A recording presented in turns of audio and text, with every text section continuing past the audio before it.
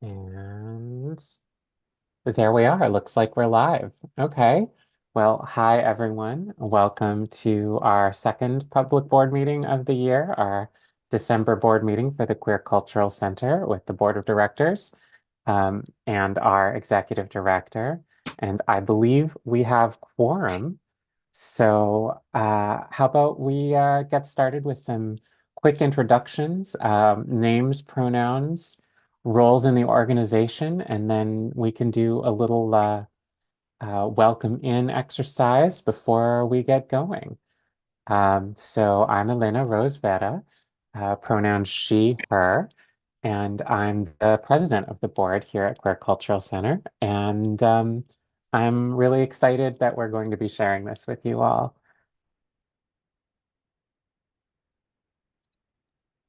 Hey everyone, my name is Harlan Diven. I use they, them pronouns, and I'm a member at large for the board. I'm the newest board member here. And I will popcorn to Elena Gross. Hi, Elena Gross, pronouns she, they, and I'm the vice president of the board of QCC. And I'll throw it to Awan. I'm Awan Mance, and I am the liaison between QCC and CCA. And I And think Anand. Thank you. That brings me up in the rear.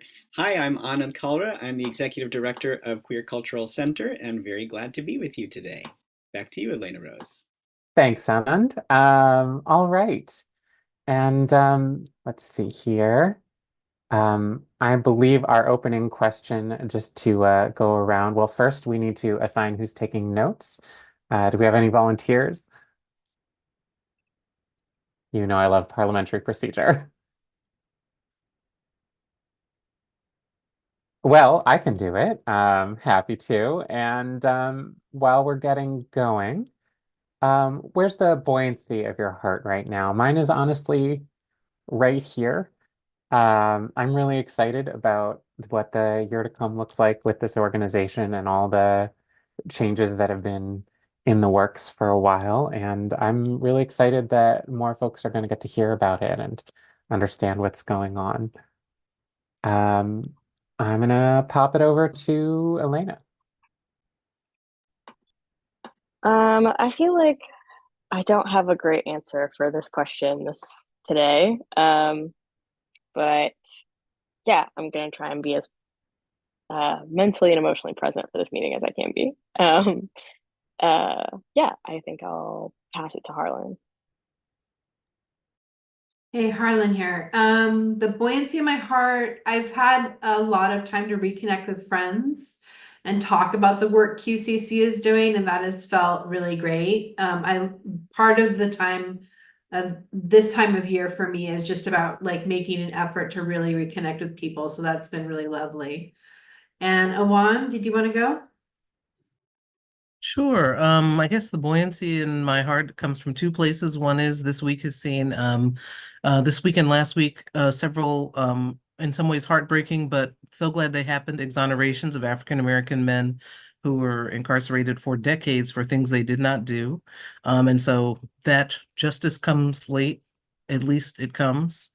And then I turned in my grades, so that means I have a couple weeks to create new work to celebrate aspects of bringing things about Black people that are unseen to the fore. And so I've been doing some research, and now I will be able to actually implement some of that research into an art piece. So that makes me feel happy and hopeful, or at least hopeful. And Anand.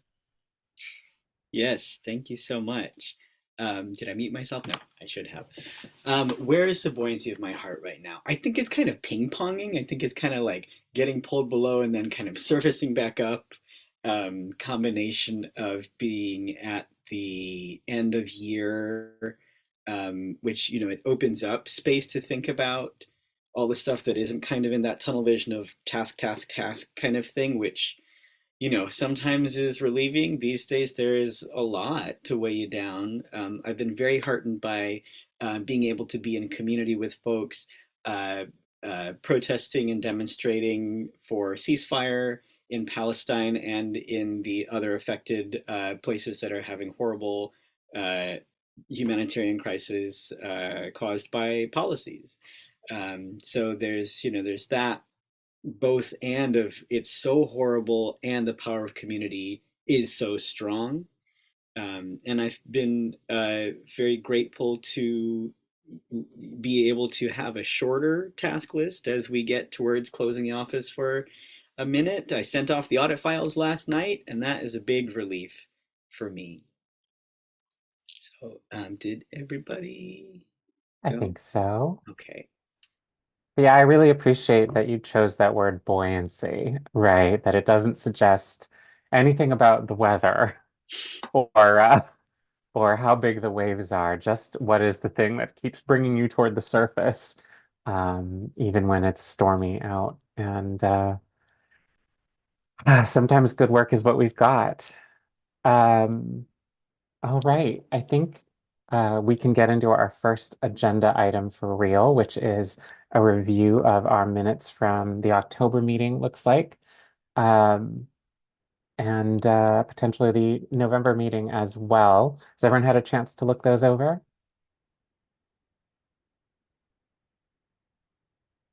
Oh, I see. Yes, it is the November minutes. All right. Well, is there any discussion necessary? Any amendments?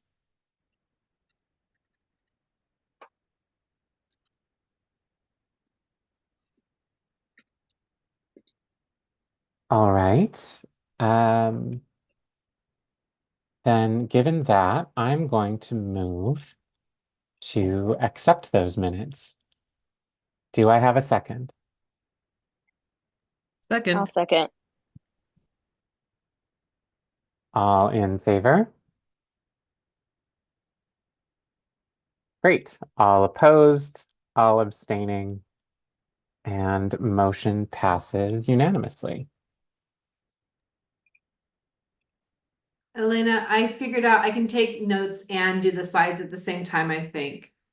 We'll see. It's like spinning plates over here, but I think I got it. That's all right. I can take notes while you're handling the slides. Okay. Teamwork makes the dream work. So how do we feel about moving on to the year in review? All right, take it away, Executive Director. Thank you. And please go ahead and go on to the next slide, please, Harlan. Thank you. So before we dive in to what we've done, I want to pull back a little bit and tell you who we are. You may not know. So Queer Cultural Center, we've been around for 30 years. And what we do is we promote social justice and the artistic and financial development of queer art and culture. And in particular, we do that by stewarding artists whose programs nourish, connect, and mobilize trans and queer communities in San Francisco Bay Area and its diaspora. And those are really intentional words that we've chosen this year: nourish, connect, and mobilize. We've decided through a course of program evaluation, it's not enough just to be queer and to make art for us right now. We want to be doing that in a way that is feeding our communities, that is pulling people together, that is shifting towards kind of cultural organizing. So we're really excited about that, both being able to have a foot solidly on our foundation that we've come from and our arms kind of reaching out to be able to address the moment that we're in. The big things that we're known for are our National Queer Arts Festival, our Creating Queer Communities program, and fiscal sponsorship for queer and trans artists. Yeah, I'll let folks read those slides at their leisure, but happy to go to the next slide, please. This past year, we had our 26th annual National Queer Arts Festival, which had 27 individual events.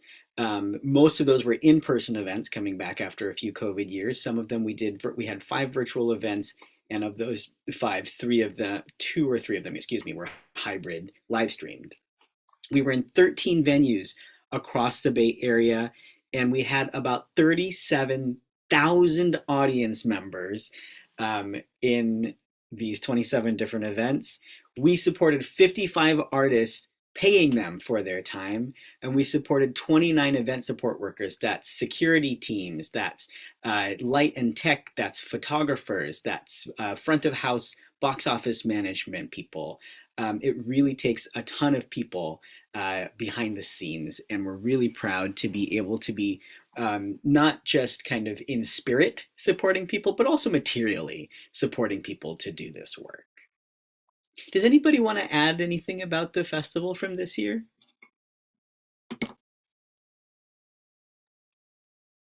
I know I heard wonderful things about the shows that went up, and I'm really glad that we were able to focus our support to a really selected group of artists and build a really strong foundation for what's coming. Um, I was just really proud to be a part of it. Thank you. It was a really exciting. What I like to say about this work, it's not boring. There is always plenty to do and plenty to keep you on your toes.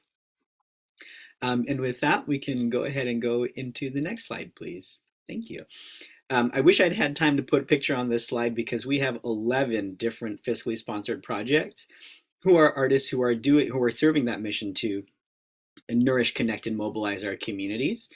Those fiscally sponsored projects raised more than $1 million this year alone for their work. Now, QCC does take a fee for that, and that helps us with cover the administrative costs of the labor that it takes to serve these projects. But the vast majority, 95% of that money, goes right back to those artists, and it gets redistributed back into community.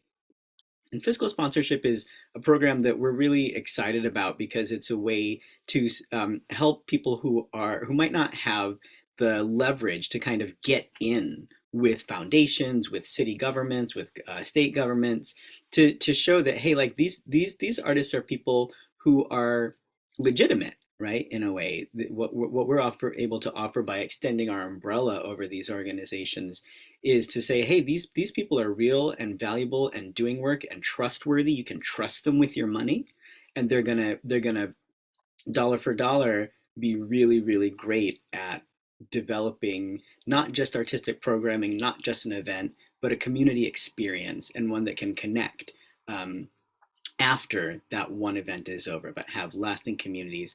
These are things like Chrysalis Studio and Still Here, two of our fiscally sponsored projects, work together on a project called Queer Ancestors Project, which is so rooted in City of San Francisco, multi-generational program, storytelling work that really makes our living history come to life and makes it accessible and gives youth the opportunity to study their own histories and to have a sense of connection to queer elders that so often we kind of all just do over and over again, out generation after generation. We grow up with this feeling of isolation, and this is a program that is really shifting that. So that's one I really like to highlight.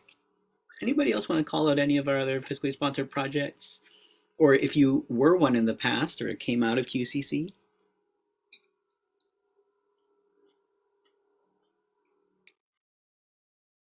And the only thing I can say is I've participated in Queer Ancestors 2 or 3 times now, and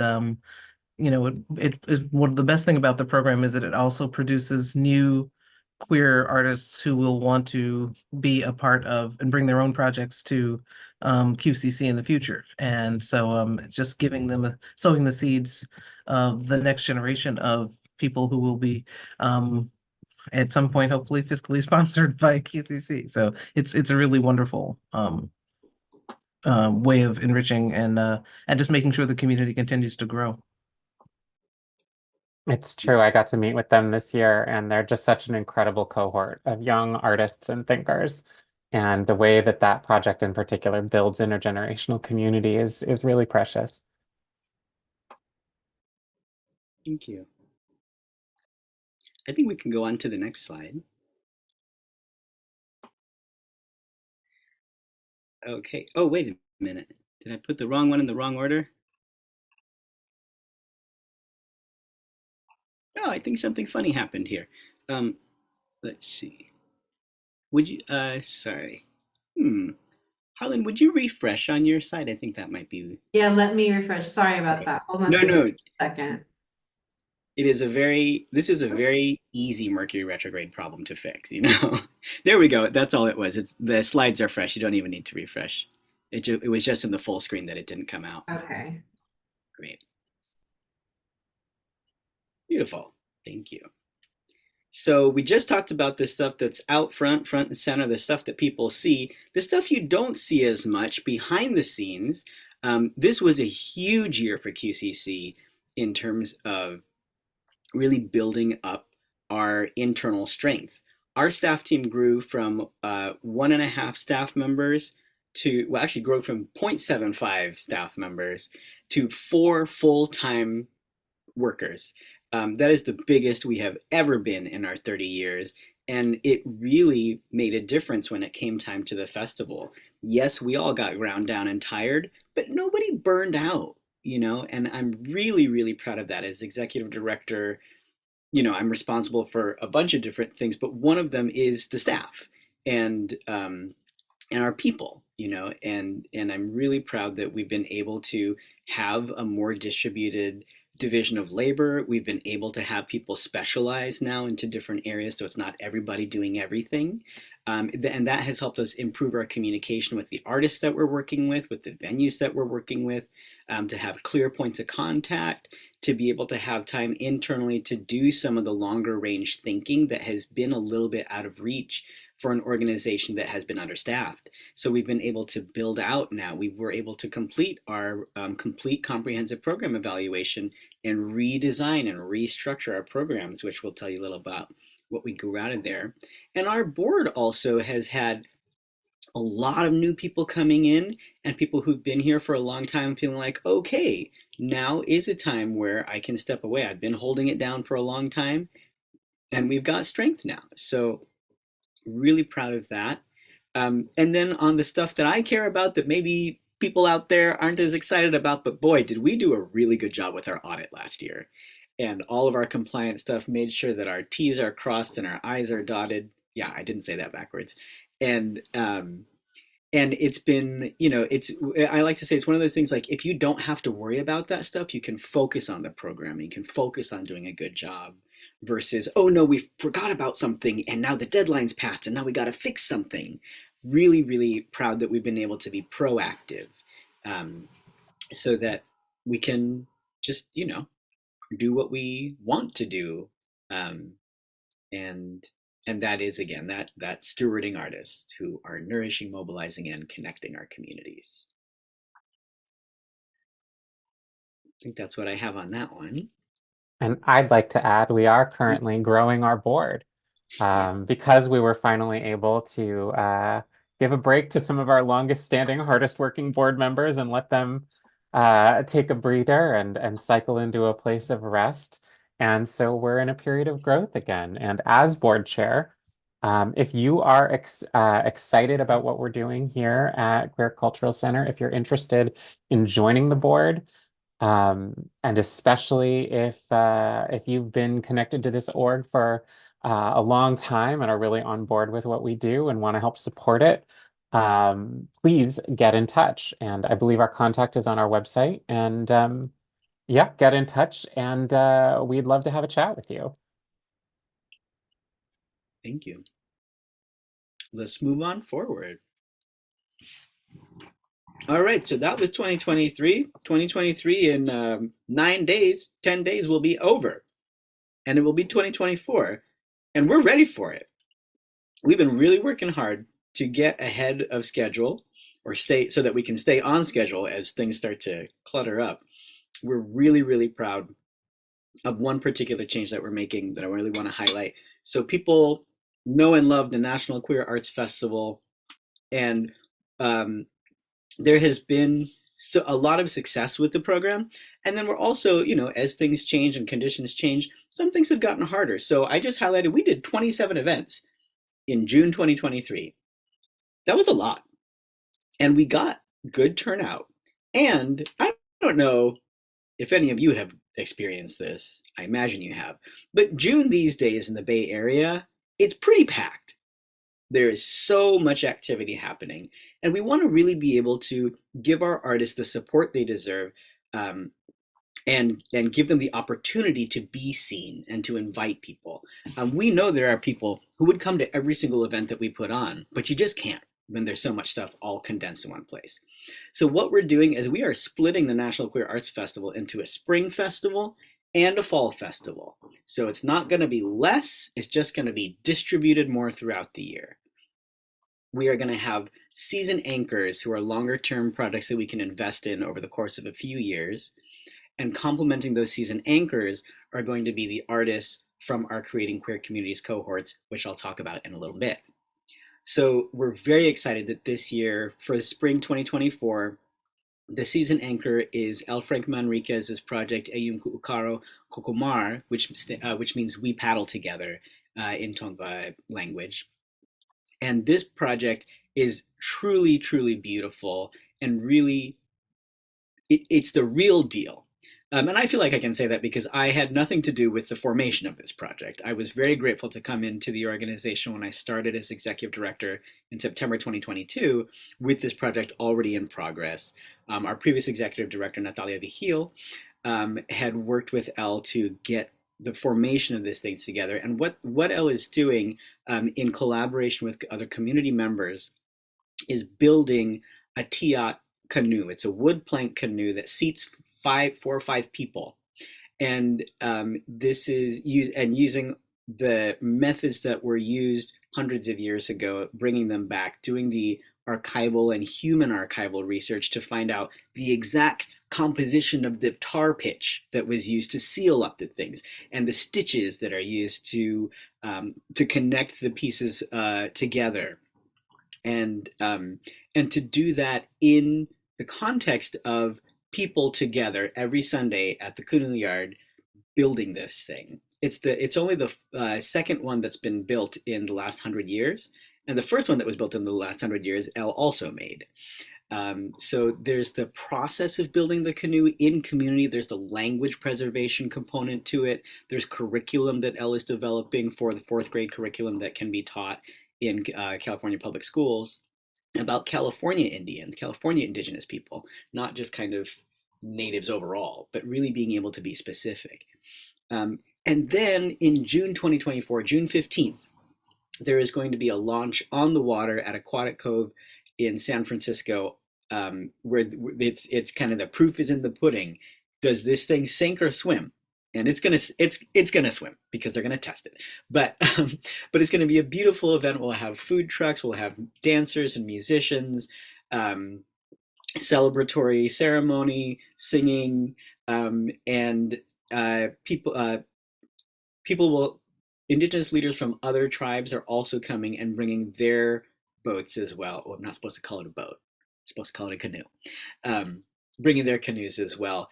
To really have this, Elle and I have talked about this. We need a joy apocalypse right now, right? There is so much raining down on us, and we need to be showing not just our trauma. Trauma is real. I'm not trying to invalidate it, but we can come together and generate power as a community through living together and loving together and celebrating together. And this canoe launch, June 15th, 2024, Aquatic Cove, San Francisco, is going to be a beautiful event. I hope to see everybody there.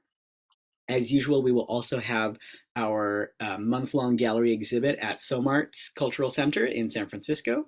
It will be curated by Cristal Azul, who has curated and co-curated last year's beautiful gallery exhibit, Murmurations of Queer Power, as well as the one before in 2022 of Azaver. And this year, they are collaborating with Bloom Collective, which is a youth-organized arts curatorial collective. Wonderful artists, some of whose art was featured in last year's festival. We're really, really excited about working with them. Stay tuned if you want to know how to get involved. We're going to be rounding out the festival with some other things. Stay tuned for those announcements. And then in the fall of next year, we will have our Creating Queer Communities Emerging Artist Showcase, and our season anchor, I'm going to tell you here, you heard it here first, is going to be Weaving Spirits. Their festival will be the anchor for our fall festival. So really, really excited about working together with them. If you don't know who they are, stay tuned. You'll hear a lot more. Um, we can go on to the next slide, unless anyone else wants to say anything else about this. Let me take a bite of my lunch while I'm doing that. Okay.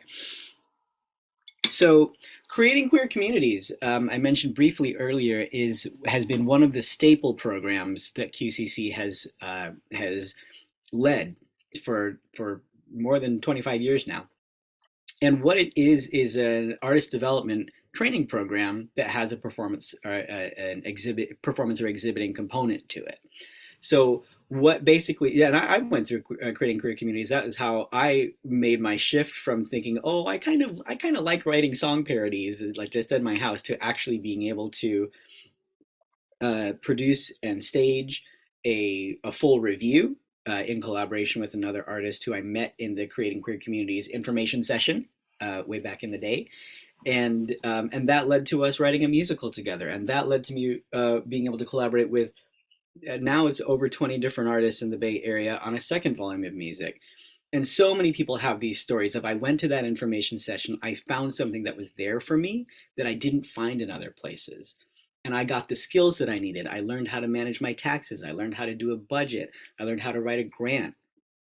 Um, got professional headshots, all these kind of things that if you didn't go to art school, you don't necessarily know how to do. And even if you did go to art school, some of that practical component stuff just doesn't make it. So this is really helping people get that foot in the door and be able to be successful when you do.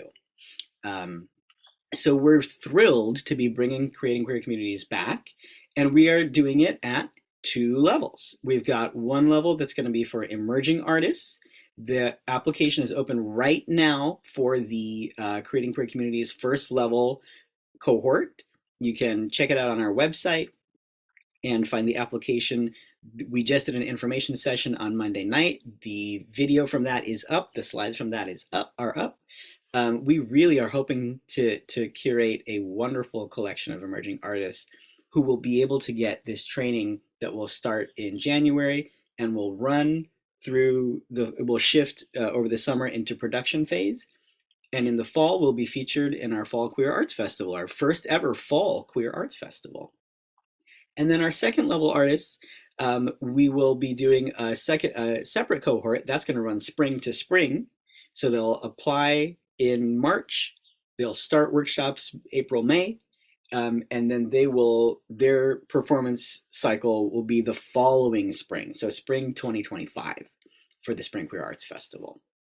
We're very excited to be able to tailor tailor our services to the needs of artists at these different levels, because people need different things. Once you've got the hang of doing your basic grant application and you've been able to be a little bit successful at that, you need different things. You might need more of a kind of a coaching perspective on what are my artistic goals.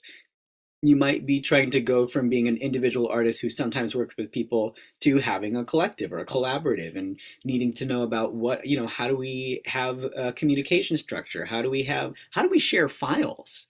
Some of that stuff that's real nitty gritty, but can make a big difference, especially when you're on tight deadlines and you don't want to spend half an hour looking for one document. Anyway, I'm a librarian by training. Let me not go into the things that I care most about. But very, very excited to be able to offer those things. We will also, of course, be continuing to offer fiscal sponsorship, and we're also separating that out into multiple levels. One level for incubating projects at below market fiscal sponsorship fee rates to, again, help people get in the door. And then for people organizations, people who've been with us for a while, we've got a higher level of service that also comes with a higher fee rate. But we've been able to have very successful meetings with all of our fiscally sponsored projects to talk through the process as we've been making these decisions about what's changing, what's not changing, and what they can expect from us. We're excited that some of the other kind of infrastructure things that I care about a lot are getting a lot better. So being able to give people real-time view into their financials versus having to wait for the month to close and then getting you're always kind of delayed looking backwards. How much money did I have a month ago versus how much do I have right now? So really, really proud of the work that we're doing there to be able to have transparency for folks. I think that's what I wanted to say about that. And then I think the last slide that we have um, gives us this little graphic to connect. How does this all stuff fit together? So here it is. So creating queer communities, got 2 levels, CQC level 1 and level 2, and they feed into the National Queer Arts Festival in the fall and in the spring. CQC 1 to the fall, CQC 2, spring to spring. So Be a that's dripping.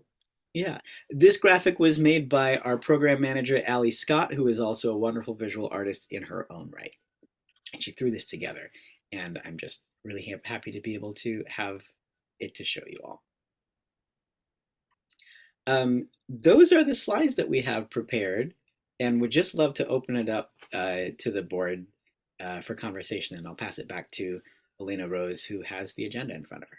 Thanks, Anand. Yeah, I know as an artist myself, I was one of the people who QCC helped professionalize and nurture 15 years ago, and it really took me to the next level. And to see us really expanding those programs for supporting and building um, up and coming artists and helping them get the skills and the structure they need to get their work supported and their lives supported.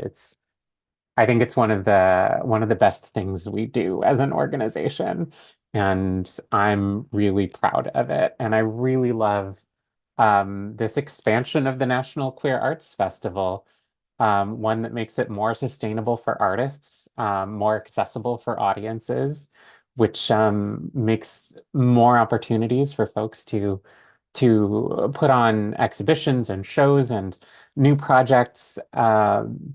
In multiple seasons instead of just trying to jam more and more into Queer Endurance Month in June to really be more of a presence around the calendar year. So I really love some of these changes that came out of our comprehensive evaluation that we did of our programs and our offerings in this last year. And I think the staff, y'all have done a wonderful job. Really looking forward to the next stage of growth for this organization.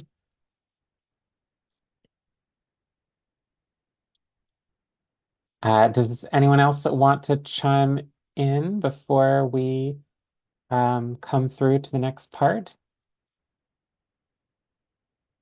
I'll just toss a thing. If you are out there in YouTube land, please feel free to toss a comment in if you have questions, comments, anything that you want to ask. Oh, and Alex Lee has just joined us.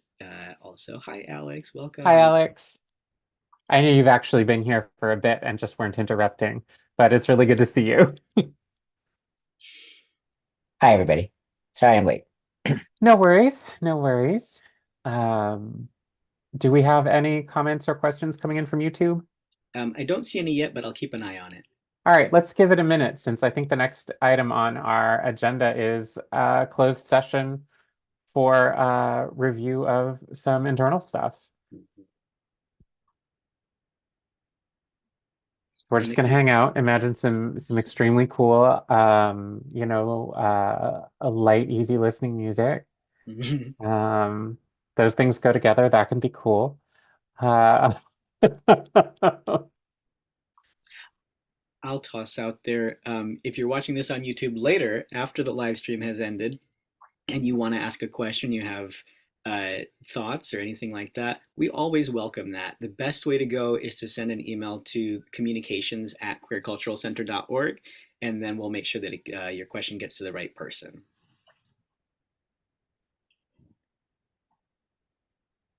And with that, please feel free to get in touch with us about anything that's come up in this meeting. Even if you're watching it after the fact, I think we can move to our closed session.